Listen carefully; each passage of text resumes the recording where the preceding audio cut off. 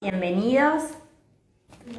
Bueno, estamos acá en un nuevo encuentro en el marco de los 25 años de la obra social de Petroleros. Hoy vamos a hablar con el doctor Gustavo Godoy y Susana Cuaini. Vamos a ir esperando que se conecten.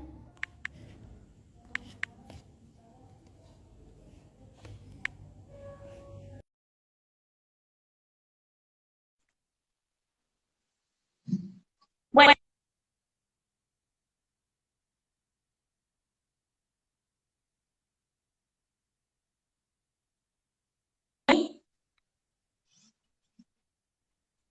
hola Susana, ¿cómo estás?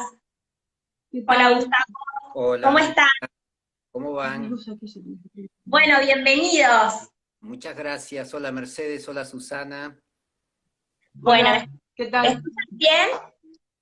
Perfecto. Bien, Bueno, muy bien. bueno. em, Bueno, estamos acá un jueves más en el marco de los 25 años de la obra social de Petroleros, en estos vivos que tratan sobre diferentes temáticas en relación a la promoción y prevención. Hoy vamos a hablar de hipertensión y estilos de vida. Estamos con el doctor Gustavo Godoy, especialista en clínica médica y especialista en nutrición y dietética humana, y con la doctora Susana Cuaini, médica clínica, especialista en hipertensión arterial. Bueno, así que le damos la bienvenida a todos. Este vivo lo van a poder ver por YouTube, lo van a poder ver guardado también acá en el Instagram TV, el que lo quiera ver, y a través de la página ospesalud.com.ar van a encontrar los diferentes temas que vamos a seguir tratando a lo largo de los jueves que siguen. Así que bueno, gracias por sumarse y bueno, un tema súper interesante que nos dejaron un montón de preguntas, así que vamos a ir empezando. Gracias por sumarse. Muy bien, muchas Bueno, gracias por la invitación. Bueno, sí, ¿qué les agradecemos parece? a vos, sí, realmente. ¿Qué Agradecemos. les parece si arrancamos, Susana, un poco para entrar en tema hablando de qué es la hipertensión? Ujú. Bueno, el problema de la hipertensión es una de las cosas más importantes, como si se lo considera un factor de riesgo para enfermedad cardiovascular. Y dentro de esos factores hay varios, ¿no es cierto? Está el sedentarismo, la dislipemia, la falta de actividad física, el tabaquismo, bueno, hay muchas cosas, pero hay muchas de ellas que se pueden solucionar sin fármacos, pero cuando uno hace el diagnóstico de hipertensión arterial, en realidad a veces no hay más remedio que tomar fármacos, indicar fármacos. Así que, pero ¿cuál es el problema? ¿Por qué hablamos de enfermedad cardiovascular? Es la causa más importante de las enfermedades cardiovasculares, tanto a nivel del cerebro, con las enfermedades que todos y muchos creo que ya conocen, que es el accidente cerebrovascular, y lo que le sigue es la cardiopatía isquémica, es decir, afecta el corazón, la cardiopatía isquémica, la insuficiencia cardíaca, pero también afecta el riñón, ¿sí? Provocando insuficiencia renal. ¿Sí? O sea, son los órganos más importantes que afecta la hipertensión arterial si nosotros no hacemos el control de la misma. Lo importante y una de las cosas más importantes es precisamente, ¿sí? Precisamente es conocer cuáles son los órganos que están afectados. ¿Sí? Así que bueno, yo dejo un poquitito a mi compañero de hoy, así que si querés agregar Eh, algo más. sí, yo quería comentar, muchas gracias Susana, que el tema de la hipertensión es particularmente significativo, no solamente por lo que estás comentando vos en relación a los órganos que puede ir dañando, sino porque entra en un grupo de enfermedades crónicas que generalmente se llaman o se califican como enfermedades silentes, pero no indolentes. ¿Qué quiere decir estas palabritas un poco difíciles? Silentes quiere decir que en general, da pocos síntomas. A veces uno tiene presiones realmente altas, 160, 170, y el paciente no tiene síntomas, no se da cuenta. O sea, forma parte de las enfermedades silentes. A veces los síntomas vienen cuando hay alguna complicación médica significativa. No indolente quiere decir que, aunque el paciente no tenga síntomas, ese exceso de presión arterial va produciendo efectos en el árbol cardiovascular. Todos los días se va deteriorando. Lo mismo pasa con otras enfermedades crónicas, que muchas veces acompañan a la hipertensión en cierto tipo de situaciones, que si después tenemos tiempo podemos explayarnos un poquito, que en conjunto se llama o se ha dado en llamar síndrome metabólico, que es la hipertensión acompañada de dislipemia, es decir, alteraciones en el colesterol, hipertensión, alteraciones de colesterol con intolerancia a la, digamos, intolerancia al azúcar, o un estado que se llama prediabetes o síndrome de insulinoresistencia. Son todas, como mencioné, son todas enfermedades crónicas que suelen dar pocos síntomas. Entonces, si el paciente no está atento a esta situación, bueno, hay un subdiagnóstico y después puede haber complicaciones importantes, ¿no? Claro, claro. Susana, y te iba a preguntar, en base a esto que estuvimos charlando, ¿cómo una persona, cómo un paciente se da cuenta si es hipertenso? ¿Cómo sabes? ¿Cómo podría saber yo que si soy hipertensa? Sí, bueno, una de las cosas que precisamente es lo que decía recién Gustavo, el problema es que a veces no lo sabemos. Nosotros siempre recomendamos que el paciente cuando va a la consulta médica por cualquier causa, tiene que pedirle al médico que le tome la presión arterial, ¿sí? O de vez en cuando puede él o la persona ir a hacerse el control de la presión arterial o tomarse la presión arterial. Hoy en día a veces hay en muchos lugares donde la toman, lo importante es saber la técnica para la toma de la presión, pero como decía Gustavo, el problema mayor es cuando aparece ya la lesión, es decir, cuando ya aparece uno de los síntomas que nos está indicando que hay una lesión.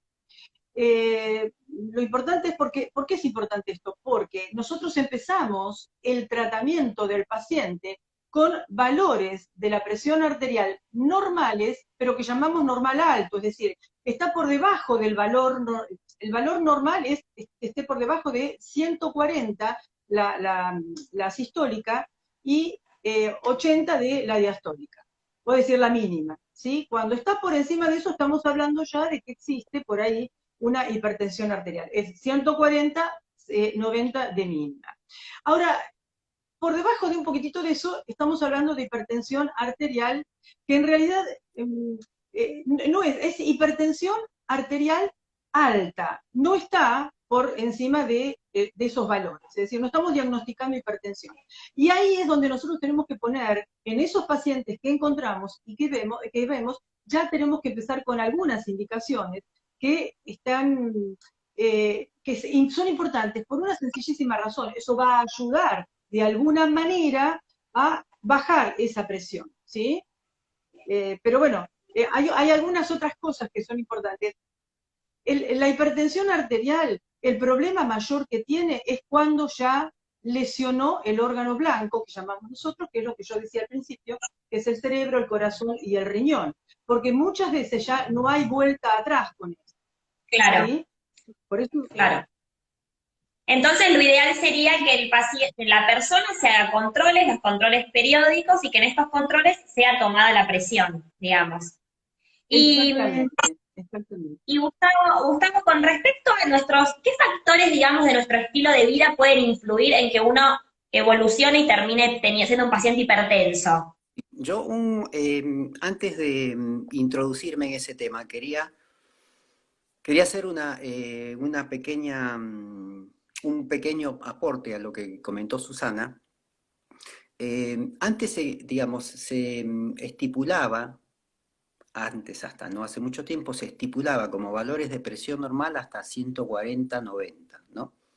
Lo que Susana comentaba, que hay un subgrupo de pacientes en los que, bueno, ya vale la pena tomar alguna medida de tratamiento, aunque tengan menos de 140-90. Es un grupito que se llama, digamos, ese pequeño grupo se llama pacientes con presión normal barra alta, ¿sí? Están entre 130, 140. No tienen más de 140, pero ya en 130 merece algún tipo de tratamiento y si tienen algunas particularidades. Este subgrupo se llama pacientes con presión normal normal barra o normal guión alta. Así que digamos, es bueno que los pacientes o los escuchas sepan que no necesariamente uno tiene que tener más de 140, 90 de presión para ser catalogado como paciente hipertenso.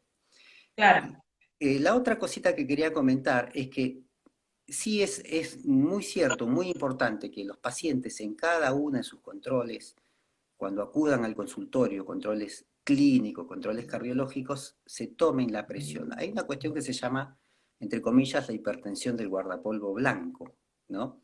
Que es el paciente Sí, va que al consultorio. a mí me pasa. Ya voy al médico y me da como que me agarra, que me pone nerviosa. Te Yo lo pones aviso igual. nerviosa, entonces si tu presión normal sería, por decir algo, no sé, 120/70, vas al consultorio a controlarte con tu médico clínico y te controla y resulta que no tenés 120/70, sino tenés 150/100. ¿Eso te Claro. cataloga como paciente hipertenso? No. Entonces, digamos, eso puede ser parte de este cuadro que se llama hipertensión de guardapolvo blanco, ¿no? Entonces, lo primero que, digamos, hay que transmitir a los pacientes que para que, digamos, a uno le pongan un rótulo de una enfermedad crónica e incurable como es la hipertensión, tiene que tener, digamos, esa toma de la presión tiene que tener ciertas características. Debe hacerse en un lugar tranquilo, en tu casa, se lo puede hacer uno mismo con estos aparatitos que venden ahora, que son electrónicos, en el brazo, porque muchas veces se lo toman en el antebrazo, y en el antebrazo el margen de error es mucho más importante que si uno se lo tomara en el brazo. El paciente tendría que estar tranquilo 5 o 10 minutos antes de tomarse la presión arterial. Si yo voy y, no sé, me doy una vuelta a la manzana, camino 5 o 10 cuadras y me tomo la presión, voy a estar con la presión un poco alta, pero como digamos, como una respuesta fisiológica, ¿no? En este caso a la actividad física. Entonces, hay que tomar estos recaudos para no poner un rótulo de una enfermedad crónica incurable. Claro. Se hace... Perdón que te interrumpa, esto me parece interesante porque muchas veces uno ve que la gente va a la farmacia a tomarse la presión. Y puede pasar esto, que quizás hicieron una compra o venían caminando desde la casa y llegan y se la toman. Por ahí estaría bueno saber que quizás uno tendría que estar un rato sentado en reposo y después hacer la toma. Uno tiene que estar sentado en un ambiente tranquilo, no estresante, 5 o 10 minutos y controlarse en ese momento con un aparatito, con un esfigmomanómetro que sea más o menos confiable, en el brazo y no en el antebrazo. Ahora, con que tenga una vez, supongamos que hace toda esa ceremonia y la presión le da alta.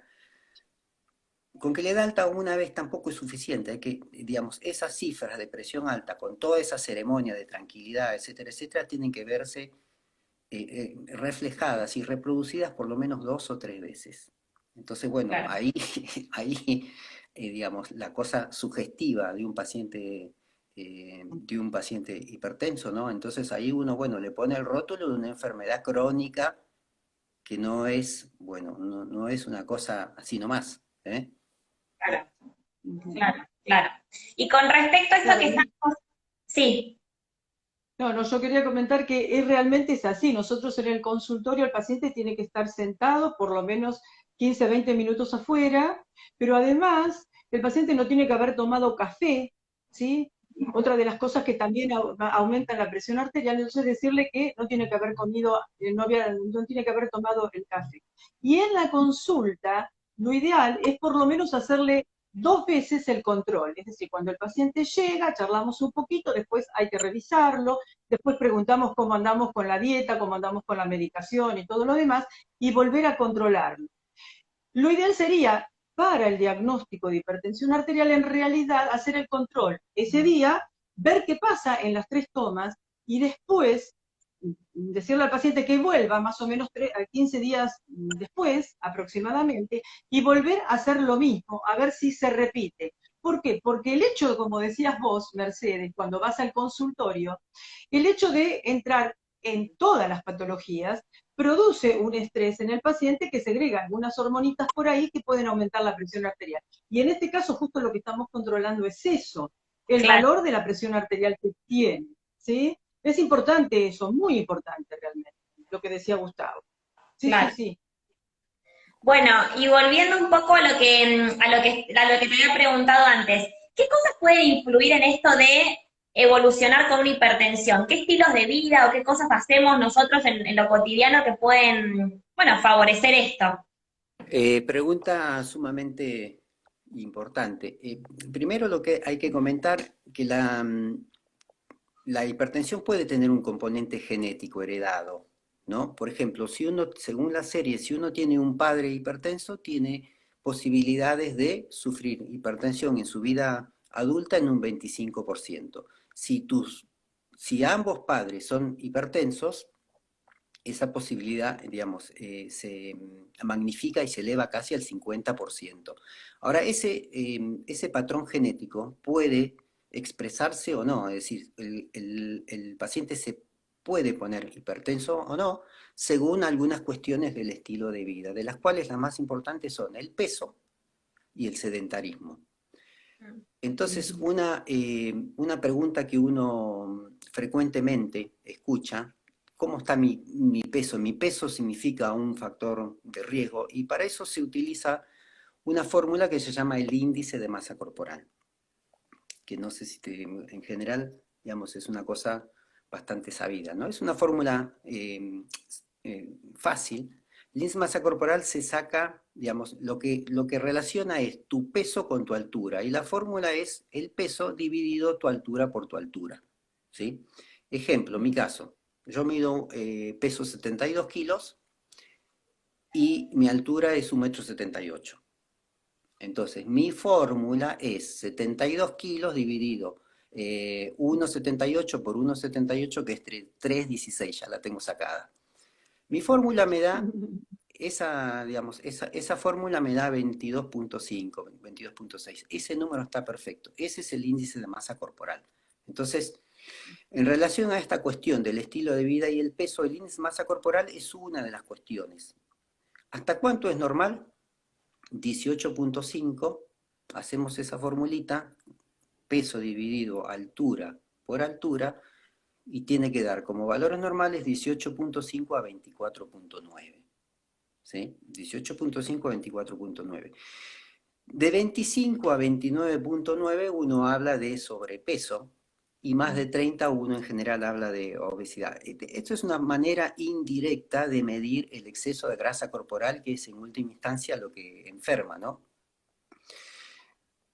No es válido Claro. en forma universal, digamos, no es válido para todo el mundo. En general se aplica en los pacientes adultos, no se aplica en niños. Tiene algunas particularidades de raza, por ejemplo. Los pacientes asiáticos se consideran obesos con un índice de masa corporal menor de 30, a veces se habla de 27, 28. Entonces, cuanto mayor es nuestro índice de masa corporal, cuanto más sobrepeso tenemos, la probabilidad de que nuestro patrón genético se exprese como una hipertensión crónica es mayor, Claro. especialmente por arriba de 27,5, lo cual no quiere decir que con 25 no puedas tener complicaciones. Eso va a depender un poco de la fuerza de tu patrón genético y si tenés otras complicaciones asociadas o no. ¿Sí? Claro. Claro. Ahora, sí, con respecto al sobrepeso y la obesidad, no todos los tipos de obesidad producen el mismo riesgo. Hay una obesidad que se llama, morfológicamente se llama manzana, que es, digamos, la obesidad que de forma redonda, ¿no? Pensemos cómo es una manzana, forma redonda es la que el exceso de grasa se localiza sobre todo en el abdomen, Claro. característica de los hombres, no exclusiva, pero más característica de los hombres o también de las mujeres en la época posmenopáusica. La obesidad o sobrepeso en forma de pera, una pera es más finita arriba y más ancha abajo, es más típica de las mujeres en la etapa premenopáusica y tiene menos probabilidad de complicaciones con esto que mencioné hace un rato de síndrome metabólico que la obesidad en forma de manzana. O sea, en síntesis, si uno quiere, digamos, saber qué relación tiene su peso con, por ejemplo, la hipertensión o algunas otras enfermedades, podría sacarse el índice de masa corporal con esta fórmula que dimos, peso igual a índice de masa corporal igual a peso dividido altura por altura, y como dije recién, como es más posible que la obesidad en forma de manzana, o sea, la que se localiza en el abdomen, tenga mayor riesgo, hay que medirse, ¿cómo se sabe eso? Hay que medirse el perímetro del abdomen, ¿sí? Nos medimos el perímetro del abdomen en el punto más saliente, que generalmente coincide con el ombligo, en posición de abdomen relajado, de pie, y hay digamos, hay unas cifras que estableció la Organización Mundial de la Salud.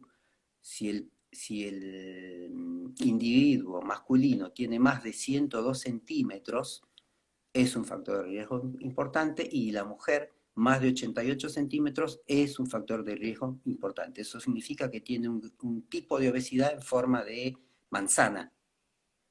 ¿Se entiende? Claro. Entonces, Sí. medimos el peso y medimos el perímetro del abdomen. Y el otro gran factor, obviamente, es el sedentarismo, ¿no? Claro. Y también preguntarle a la familia, ¿no? Si los antecedentes familiares, imagino que uno capaz lo sabe, pero si uno ya sabe que tiene esta predisposición, digamos, familiar, bueno, más atento todavía.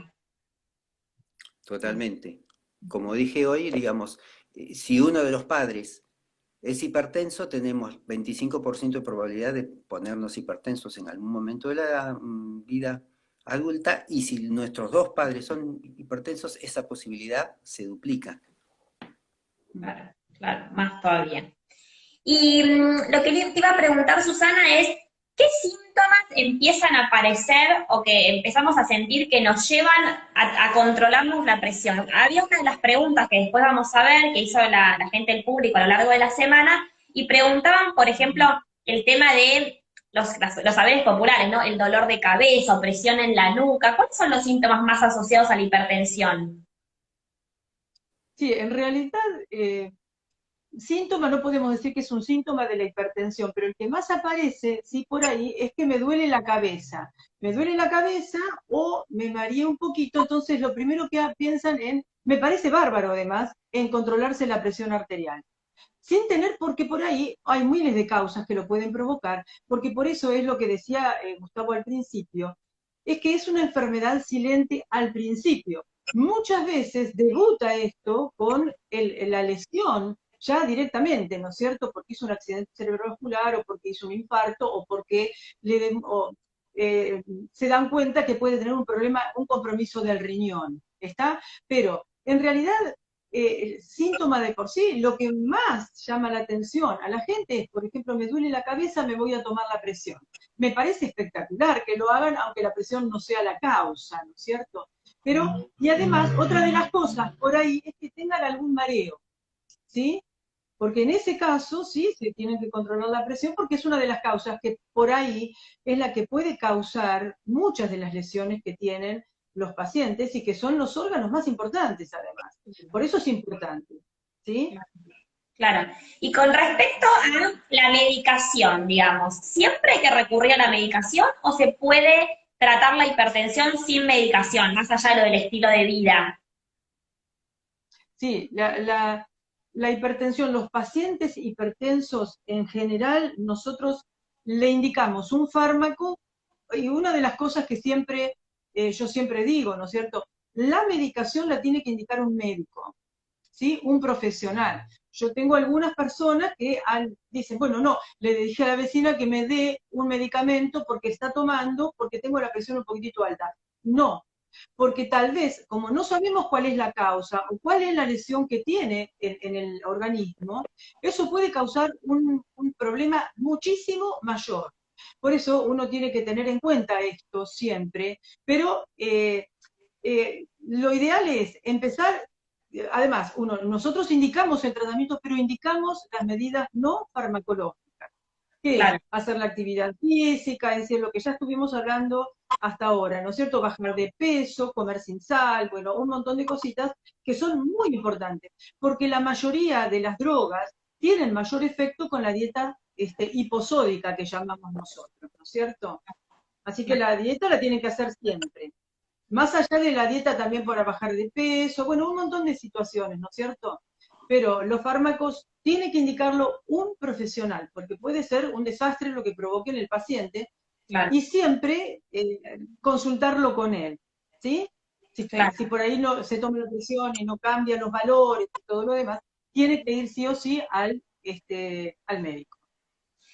Y Gustavo, ¿qué cuestiones de alimentación debemos cuidar? Porque imagino, como decía un poco Susana, que no es cualquier dieta, no es simplemente una dieta para bajar de peso, ¿no? Esto que hablaba de la sal, y muchas personas preguntaron esto. Está muy asociada la hipertensión con dejar de comer con sal. ¿Es así, tan dejar de comer?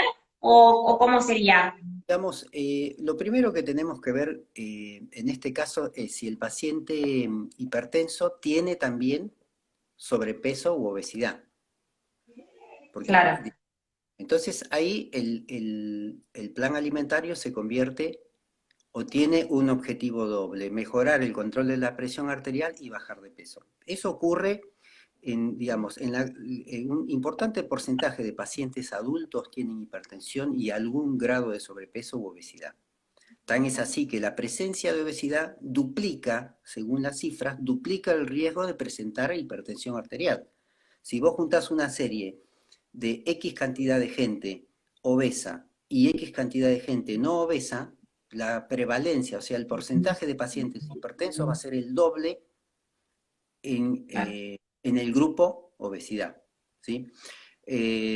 Más allá de eso, obviamente la cuestión número uno del plan alimentario es reducir la ingesta de sal, reducir la ingesta de sodio, que digamos, la sal es cloruro de sodio. Lo que los libros dicen es que, digamos, como parte de un tratamiento, o sea, como parte de una dieta reducida en sodio, hay que ingerir no más de 5 gramos de cloruro de sodio por día, o 5 gramos de sal de mesa, que es una cantidad sumamente pequeña. Como la mayoría de los alimentos tienen sodio, entonces lo que tenemos que hacer, esos 5 gramos equivalen al sodio que ya está presente en los alimentos, ¿sí? Las verduras, las frutas, las carnes, los lácteos, todos esos alimentos tienen sodio. Entonces lo que tenemos que hacer es lo que todo el mundo sabe: tratar de cocinar sin sal y eh, digamos, de no usar el salero, ¿no? Esto que, bueno, dicho así parece fácil, muchas veces no es tan fácil. Todos estos cambios digamos, permanentes, crónicos, por ahí, hay gente que se engancha muy bien y lo hace rápidamente, y hay gente que digamos, no le resulta fácil, ¿no? Entonces hay que ir por etapas, a veces es necesario ir por etapas, y una de esas etapas es, por ejemplo, saber que según los estudios, el 70% del sodio, el 70% del cloruro de sodio que una persona promedio ingiere, viene o está presente en los alimentos procesados. ¿Sí? No está presente en las frutas, no está presente en las verduras, no está presente en las carnes, sino está presente en los alimentos procesados. Entonces, un objetivo sería transmitirle información de cuáles son esos alimentos, que son todos los alimentos envasados, todos los alimentos enlatados, los embutidos, lógicamente, los quesos cuanto más duros son, tienen más grasa, tienen más colesterol, tienen más sodio y engordan más, ¿sí? Qué difícil hacer un cambio de hábito de esto, porque todo lo que me decís es todo lo que me gusta a mí, la picadita. Se Por corta la eso, picadita. es difícil, no es una cosa fácil, pero es como que no hay demasiada opción. Hay gente, como te dije hoy, que rápidamente, por algún motivo X, se engancha y hace las cosas bien, y hay gente que le va costando. Entonces, teniendo en cuenta que el 70% del sodio presente en nuestra alimentación promedio está en este tipo de alimentos, lo primero que tenemos que hacer es controlar eso. Es decir, deberíamos dejar de consumir embutidos, deberíamos dejar de consumir enlatados, deberíamos dejar de consumir envasados, deberíamos dejar de consumir quesos duros, ¿sí? Claro. A veces, por practicidad, el tema de los enlatados o los envasados, uno, bueno, recurre a eso. Si tenés que recurrir a eso, por lo menos un buen enjuague, ¿no? Un enjuague vigoroso, según los libros, reduce el contenido de sal de estos alimentos en un 50%, más o menos. Claro. El mensaje, el consejo o la recomendación es trate de evitar los enlatados, pero bueno, por esta cuestión práctica, a veces los pacientes siguen recurriendo a eso, ¿no? No, y también me imagino la educación, esto que vos decías, un poco de la educación alimentaria del paciente, porque hay cosas que, por ejemplo, están como instaladas, que es más sano, que, o por ejemplo, me hago una sopita y en realidad los calditos tienen, es Sí, impresionante la cantidad de sal que sí, sí, tienen. es O cierto. esto, entonces, bueno, las lentejas, bueno, por ahí uno se compra un paquete de lentejas y los deja de la noche para la mañana remojadas, y es lo mismo, y es más económico, y es mucho más saludable, y también lo usar condimentos para reemplazar la sal, me parece que es como que el paciente, y en realidad toda la población debería hacerlo, pero el paciente debería empezar como a interiorizarse en esto, para, bueno, para hacer estos reemplazos. Totalmente de acuerdo, sí. El tema de los enlatados es una cuestión porque, bueno, como te digo, tienen mucho contenido de sodio para darle sabor y como conservante, ¿sí? El tema de los calditos es otra, tiene también muchísimo contenido de sodio. Dentro de un plan reducido en calorías para bajar de peso, una de las estrategias más importantes es tomar un caldo, como todo el mundo sabe, tomar un caldo o una sopa antes de las comidas principales para reducir tu nivel de apetito. Eso no se puede hacer en los pacientes hipertensos porque, digamos, estos caldos tienen mucho contenido de sodio, excepto que se consuma uno sin un caldo sin sodio, o lo que es mejor todavía, una sopa casera, hecha en Casera. casa, verduras, etcétera, ¿no? Otra de las cosas que tienen bastante sodio y que uno trata de restringir es la salsa de soja. La salsa de soja Ah, muy salada, el ketchup, eh, y el ketchup. la mostaza, ni que hablar de Sí, todos sí, los sí. snacks, papitas, chisitos y toda esta Sí, cuestión. eso me imagino. Eh, Terrible. digamos, primero deberíamos controlar, limitar de manera muy grande la ingesta de todos esos alimentos para reducir al menos el 70% de nuestra ingesta. Y después tratar de apuntar en una segunda etapa a cocinar sin sal. Digamos, el cuerpo, el paladar se va acostumbrando y uno realmente le va descubriendo el sabor a la comida. Lo digo por experiencia propia, no porque sea hipertenso yo, sino porque mi hija, cuando cocinamos arroz, no le gusta no quiere sal, entonces realmente uno siente un sabor distinto a la comida, ¿sí? Ujú. Es decir, Claro. uno se va Claro, acostumbrando. sería volver un poco a cocinar casero, cocinar en casa. Sí, sería volver a cocinar casero y sería volver a nuestros orígenes biológicos. ¿Qué quiero decir con esto? Cuando nacemos, nosotros cuando nacemos, los bebés tienen digamos, una predisposición a los sabores dulces y tienen un rechazo natural, instintivo, genético a los sabores salados, amargos o ácidos. Entonces, uno le va incorporando esos sabores por los salados, en el ejemplo típico de los chicos en las fiestitas, en los cumpleaños, con los snacks, con las papitas, uno mismo le va seleccionando después de cierta edad eh, a los niños la predisposición o el gusto por los sabores salados, cosa que obviamente no deberíamos hacer, ¿no? Claro, y también es muy interesante cuando uno se interioriza un poco en estos alimentos ultraprocesados, que ya tienen componentes de por sí que exacerban el sabor, que nos generan como más necesidad de búsqueda de este sabor, entonces, y genera como una especie de adicción. Que uno abre un paquete de papitas, para no comerse la última, no puede. Entonces, bueno, recomendar esto de no comer la menor cantidad de ultraprocesados posibles. Y lo que les quería preguntar es, ¿qué pasa con estas aguas bajas en sodio? Sí, bueno, hay una de las cosas que uno tiene que controlar si consume agua embotellada es eh, consumir una que diga en su etiqueta con bajo contenido de sodio. En general tienen además el sello de la Sociedad Argentina de Cardiología, etcétera. Son muy fácil muy fácilmente identificables.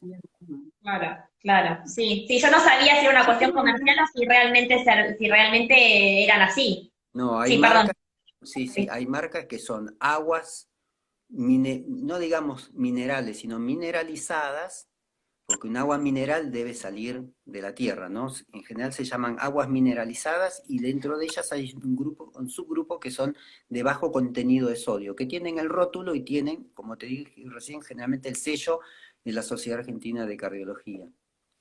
claro, claro. Yo con respecto a esto de la sal, hay algo que tenemos que tener en cuenta y es sumamente importante. No todos los pacientes hipertensos son sal sensibles, es decir, hay pacientes que son sal sensibles y otros no.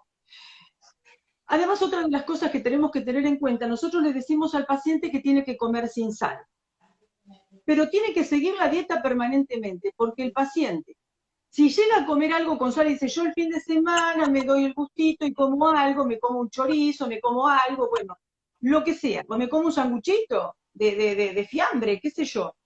Pero todo el tiempo que estuvo haciendo la dieta, hasta ese momento, que puede haber sido 2 semanas, se pierde. Empezamos de cero de nuevo, el lunes tenemos que empezar otra vez de cero. Ese tiempo, para que desaparezca o baje el sodio en el organismo, se necesitan por lo menos 3 semanas. Para el sal sensible estoy hablando, ¿eh? Porque para el que no es sal sensible no tiene ningún problema. De todas maneras, la dieta sin sal la tiene que hacer porque la mayoría de los fármacos que nosotros indicamos tienen mayor efecto cuando no comen sal. Eso es Claro. importantísimo, porque dice, no, pero el fin de semana, no, el fin de semana no. Tiene que comer todo sin sal y siempre sin sal, porque todo el tiempo que hicimos la dieta sin sal, la tiramos a la basura y volvemos Claro. a comer sal el fin de semana, o en una fiesta, o algo por el estilo. Eso es una realidad. Y el 50% de las personas son sal sensibles, el resto no son sal sensibles. Por eso uno tiene que tener en cuenta bien esto, pero el fármaco que le demos, cualquiera de ellos que nosotros indicamos, aumenta el efecto si está comiendo sin sal. Claro, ¿Sí? claro, Quería aclarar eso porque por ahí pasamos a otra cosita y es claro. No, importantísimo no, es eso. importante, sí, muy importante. ¿Y qué pasa, Susana? ¿Qué se produce en el órgano? ¿Qué pasa cuando uno no la trata la hipertensión? Y cuando estamos en esta fase de que uno por ahí todavía no va teniendo síntomas, o si uno de repente hay gente que no la trata porque no va al médico, o pasó mucho en este contexto de pandemia, que se demoran las consultas porque la gente tiene temor de hacer las consultas o de ir a consultorios. ¿Qué podría pasar, digamos? Sí, no, si no cumple con la dieta y no hace lo que tiene que hacer, no cumple con la indicación médica, ya sabemos, con el tiempo se va deteriorando el organismo, ¿no es cierto? Así que afecta a las arterias en general, la hipertensión, afecta sobre todo el corazón, porque empieza con la insuficiencia cardíaca, con el infarto y bueno, con un montón de cosas. Por eso es importante, como decía al principio Gustavo, sí, es una enfermedad que prácticamente nosotros no la escuchamos y no la sentimos, ¿sí? Claro, Hasta que empieza la lección, ¿sí? claro, Porque a veces nos tomamos la presión porque me dolía la cabeza por otra causa, pero se puede descubrir eso. claro. Y es importantísimo eso. Tener en cuenta cuál es el cuadro de presentación, cuáles son las cosas que tenemos que hacer con la enfermedad hipertensiva. No es una cosita que... No, no, no, no, no, no. Uno tiene que darle la importancia que lo merece. ¿Cómo debe hacer el control? ¿Y cómo tenemos que hacerlo? Al principio tiene que ser bastante seguidito para ver cómo andamos con la medicación y todo lo demás. Y después, adelante uno puede por ahí decirle, bueno, sí, lo controlo y viene dentro de 6 meses o como sea, no es que hay que verlo todos los meses, al principio sí, uno tiene que seguir el control estricto y después no, porque el paciente se tiene que acostumbrar, por eso lo llamamos es un cambio de vida, es un cambio de vida las indicaciones. Claro. Bueno, aprovecho para reiterar a los que se fueron sumando que estamos hablando con el doctor Gustavo Godoy, con la doctora Sara Cuaini, en el marco de estos vivos que estamos haciendo por los 25 años de la obra social de Petroleros. Hoy estamos hablando de hipertensión y estilos de vida. Y los que se fueron sumando más tarde los pueden volver a ver en el Instagram TV o en YouTube y pueden encontrar en la página ospesalud.com.ar todas las temáticas que fuimos tratando y las que vamos a seguir tratando. Así que bueno, un tema súper interesante sobre la hipertensión y lo que me gustaría saber, Gustavo, es qué pasa con cuando uno hace estos cambios, ¿no? En la vida cotidiana, digamos, de la dieta y estos hábitos, con la actividad física. O sea, estas personas que ya tienen hipertensión, ¿cómo se recomienda la actividad física? ¿Pueden decir, no sé, me anoto en algún deporte y eso, o tiene que ir acompañado de un control médico previo, o una indicación médica de qué tipo de actividad física hacer?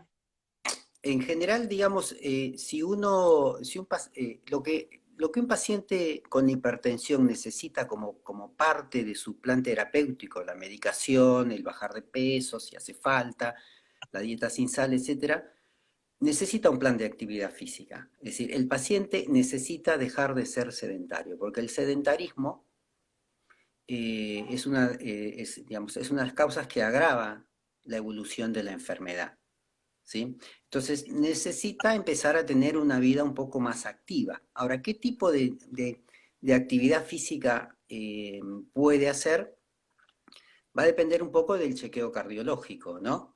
Y va a depender de la repercusión, lo que decía Susana hoy, la repercusión en órgano blanco que tenga ese paciente. No es lo mismo un paciente que no tuvo repercusión en órgano blanco, es decir, que no tuvo problemas neurológicos, cardíacos, que un paciente que sí los haya tenido.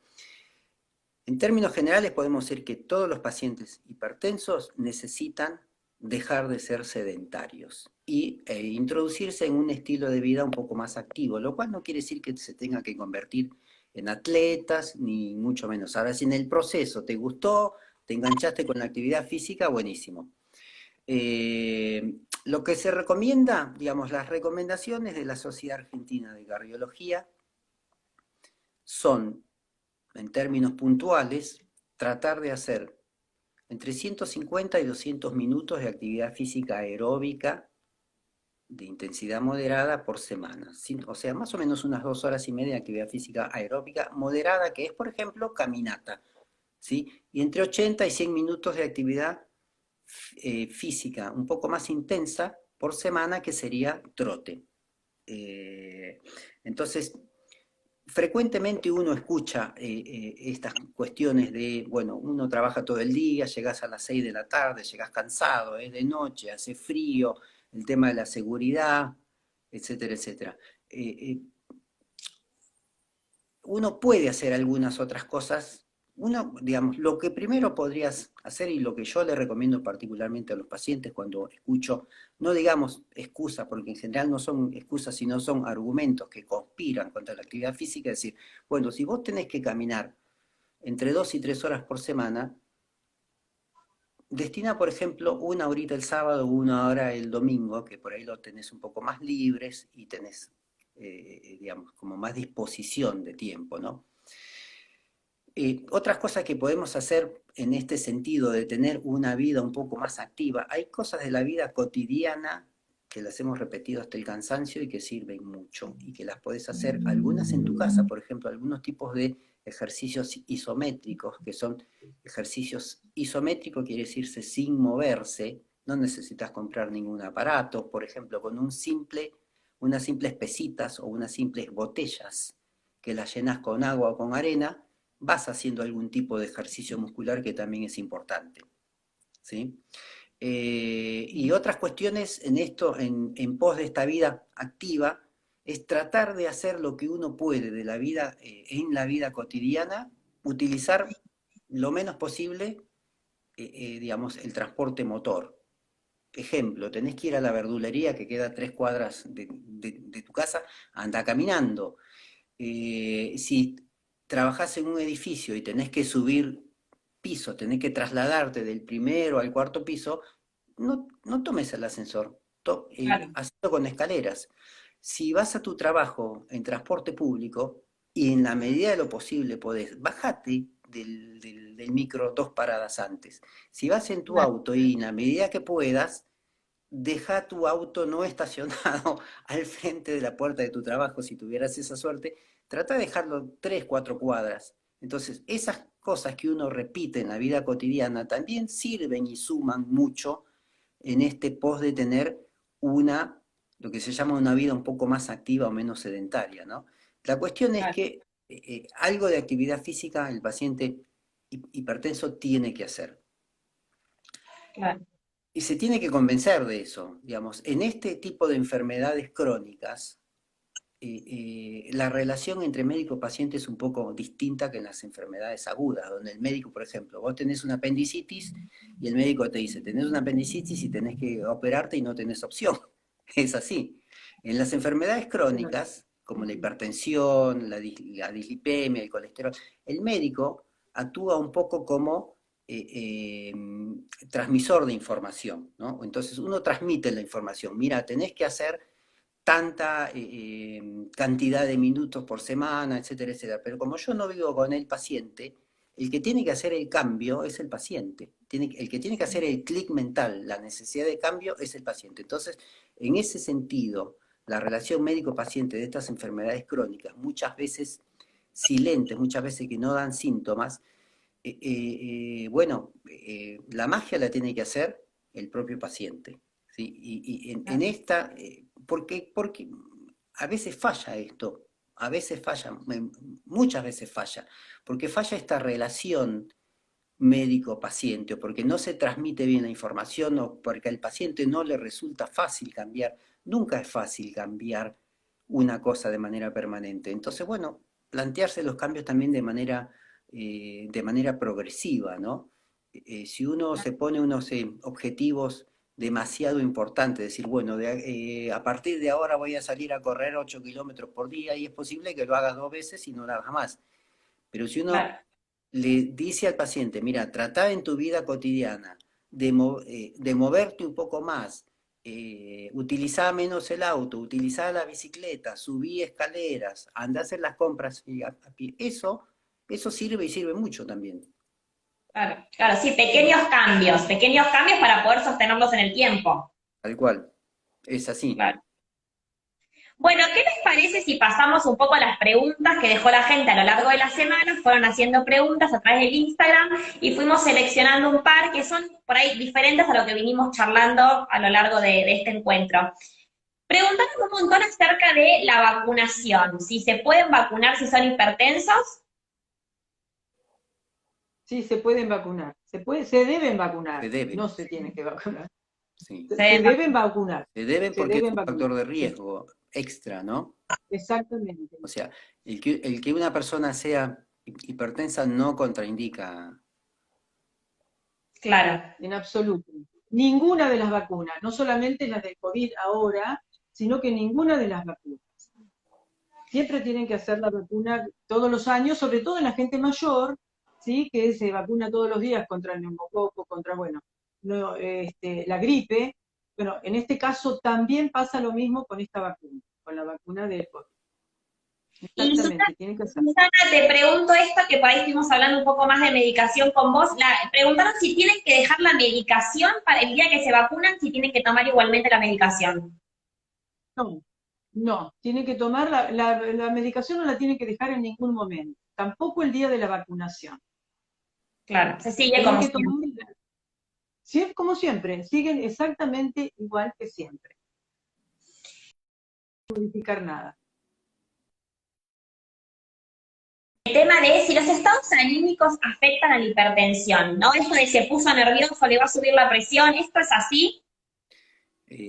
Sí, digamos, está esta cuestión, como te dije hoy, hace un rato, esta cuestión que se llama la hipertensión del guardapolvo blanco, ¿no? Es una reacción anímica, en este caso un poco de estrés, que le produce por unos mecanismos fisiológicos la subida de la presión arterial momentánea. Ahora, una de las cosas que en general se escucha con cierta frecuencia en el consultorio, yo soy hipertenso nervioso. La hipertensión es una enfermedad crónica de tipo genética, y si bien el tema de los nervios o la ansiedad puede tener que ver con algunos picos episódicos, nadie es hipertenso si no tiene algún factor de riesgo digamos, de tipo genético, de tipo alimentario. No, digamos, no es un concepto real esto de que uno es hipertenso porque es nervioso. Claro, claro. Uno ya es hipertenso y por ahí estar nervioso lo exacerba, o puede pasar una persona como yo que no soy hipertensa y de repente voy al médico y me genera como cierto estado eh, de nervios me genera como cierto estrés, entonces se me produce como un cuadro símil, un momento de hipertensión sería, como un momento de presión alta. Esa es una subida. Claro, Sí. la consulta con el médico genera siempre esa sensación, ¿no es cierto? ¿Qué me va a decir? ¿Qué me va a encontrar? ¿Qué sé yo? ¿Me va a encontrar bien? ¿Me va a encontrar mejor? Porque es la realidad esa. Entonces ahí hay eso que yo decía hace un rato, que hay una descarga de sustancias en el organismo que hace que levante un poco la presión, o que se ponga nervioso. Porque Claro. incluso hay personas que dicen, no, yo al médico no voy porque me desmayo cuando entro. No, ¿pero por qué? Porque tiene miedo, tiene esa cosa que la tienen algunas personas, otras personas no. ¿Qué es lo que nosotros logramos a medida que vamos controlando a los pacientes? Es esa relación médico-paciente que debemos lograr todos. ¿Sí? Es decir, entender al paciente, que el paciente diga no somos ogros, al contrario, lo que tratamos es entre los dos de llegar a lo correctamente que es el tratamiento y la cura no, pero sobrellevar la enfermedad. O sea, Claro. eso uno lo logra con el tiempo. Pero un poco en base a lo que decías vos, Gustavo, eso no es una hipertensión del momento, es una subida en la presión aparte, digamos, ¿no? Esa es una subida momentánea, episódica de la presión arterial reversible, porque cuando uno se va del consultorio, caminó 5 cuadras, se olvidó del médico, la presión volvió a su nivel normal, ¿sí? Eso es una, digamos, es una reacción momentánea ante el estrés que le produce en este caso la consulta médica, que es distinta de la hipertensión crónica, es decir, que es un paciente que vive con hipertensión. Ahora, si tu pregunta es si hay algún estado emocional que, digamos, que pueda producir o pueda desencadenar una hipertensión, un poco lo que te dije hoy, ¿no? Digamos, no existe la hipertensión nerviosa. Yo me pongo hipertenso crónico porque estoy nervioso. Lo que sí existe es que sobre una base genética o sobre un peso favorecedor, algunos estados emocionales pueden gatillar o pueden desencadenar esa predisposición genética. Un ejemplo típico es algo común en la vida cotidiana, que es el estrés crónico. La gente que permanentemente vive con estrés, por un motivo, por otro, el estrés crónico, que es tan difícil de manejar, tan difícil de sobrellevar, eh, eh, genera digamos, una secreción continua de ciertas hormonas, por ejemplo, corticoides. Los pacientes estresados crónicos tienen un nivel de cortisol más alto que la gente no estresada crónica. Entonces, esos pacientes sobre una base genética o sobre un peso predisponente pueden gatillar y pueden empezar con una hipertensión crónica. Pero siempre hay una base genética o siempre hay un Claro, peso que lo predisponga. claro. Mm. ¿Y qué pasa un poco con las embarazadas que tienen hipertensión solo en el momento del embarazo? ¿Tienen como mayor predisposición a post nacimiento seguir con esto? ¿Tienen que hacer más controles? ¿O es así como hablamos la otra semana con el diabetólogo, que es como un momento en el embarazo y después se corta?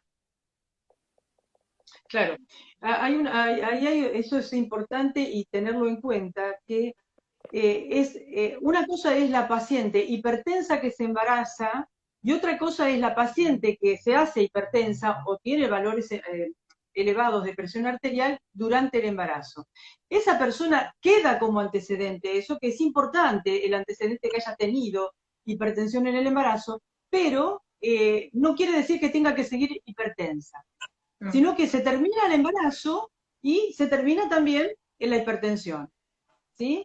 claro. O sea, dentro de ese cuadro importante que es lo que le ocurre a la mujer en el embarazo, en realidad lo más importante no es la hipertensión en sí, sino otras cosas que se encuentran en el momento de la paciente, en esta paciente, que hay otras cosas además, no solamente la hipertensión en el embarazo, se acompaña de otras cositas más también.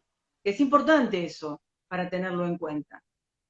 Después otra de las preguntas que hicieron es acerca de la disfunción eréctil en personas medicadas. Si esto tiene alguna relación o si puede suceder. Bueno, eso es importante también.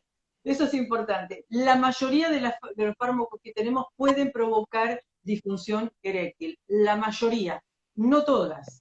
El problema es que dentro de los fármacos más utilizados en el mundo en este momento, producen este tipo de patologías, este tipo de cosas, es decir, la disfunción eréctil, es decir, trastornos que son normales dentro del paciente hipertenso. Además, ojo, porque no solamente por la droga que toma, sino que está afectando también la irrigación de la zona sexual, así que Claro. uno tiene que tenerlo en cuenta eso, porque, y es muy común, es muy común, es muy común. Lamentablemente es muy común. Ahí también se da como un acompañamiento al paciente para que debido a esto no deje de tomar la medicación.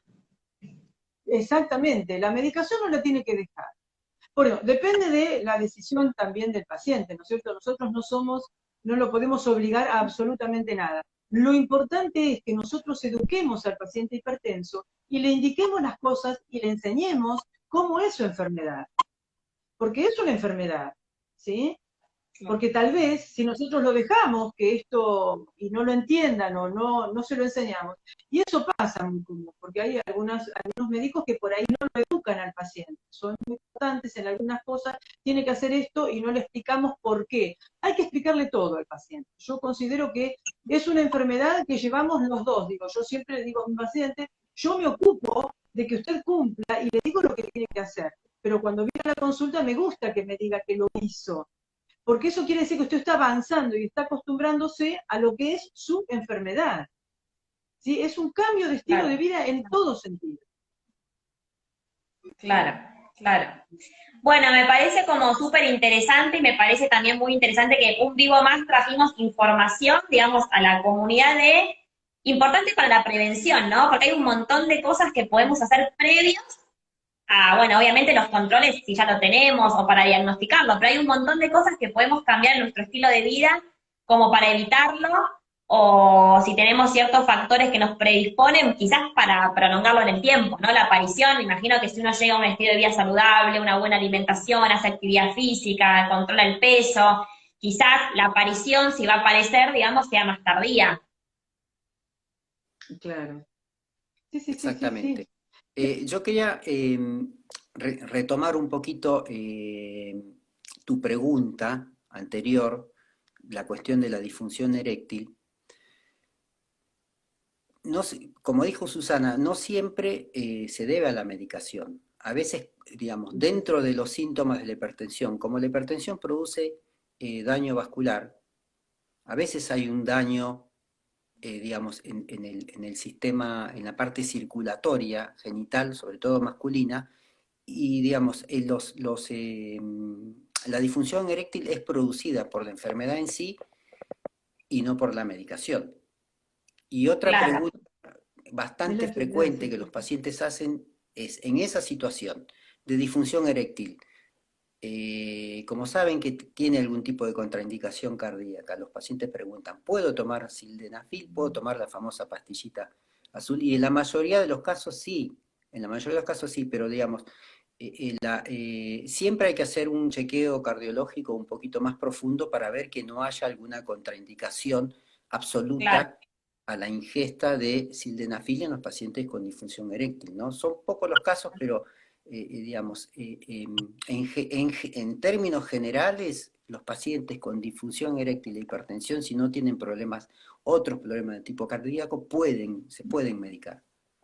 claro, claro. Siempre con el acompañamiento médico, lo mismo que decía Susana de la medicación, no estar automedicándose o probar algo que probó otro, el vecino, el amigo, siempre con Y acompañamiento médico.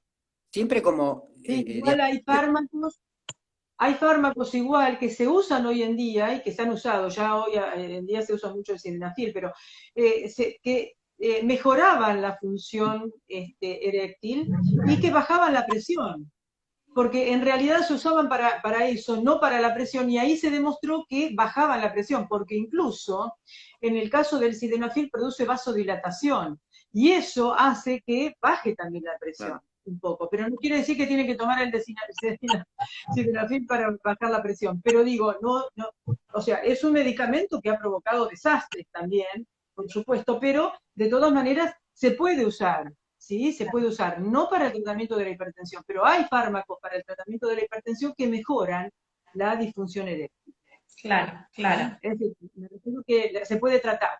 ¿Mm? Digamos, Se siempre, puede, sí, para no generar confusión, hacer hincapié que el sildenafil no debe ser autoadministrado. claro, Exactamente, exactamente, Eso tiene que quedar exactamente. claro. Es una indicación farmacológica médica.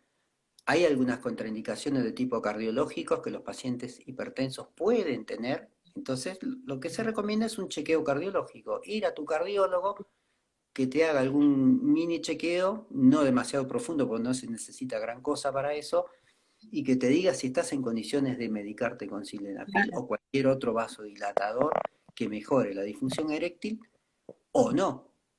¿Sí? Pero digamos, claro. el paciente por voluntad propia, porque se lo dijo el vecino, el amigo, etcétera, no se puede automedicar en eso porque en algunas circunstancias pueden haber contraindicaciones absolutas muy peligrosas. Claro, claro. Exacto. Bueno, Susana, Gustavo, me pareció súper claro.